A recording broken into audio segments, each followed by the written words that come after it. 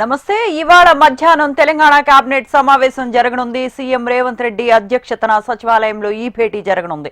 ఈ సమావేశంలో పలు కీలక అంశాలు చర్చకు రానున్నాయి. ముఖ్యంగా ఏపీ ప్రతిపాదిత బనకచర్లపై ప్రధానంగా చర్చ జరిగే అవకాశం ఉంది. ఈ కేబినెట్ సమావేశంలో తీసుకున్న నిర్ణయాన్ని బట్టి ఏపీని చర్చలకు ఆహ్వానించనుంది తెలంగాణ గవర్నమెంట్.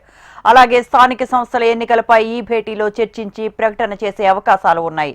అదేవిధంగా రైతు భరోసా, ఇందిరమ్మ ఇళ్ల పథకం, సంక్షేమ కార్యక్రమాల కోసం నిధుల సమీకరణ, అమలు విధానాలపై చర్చ జరగనుంది.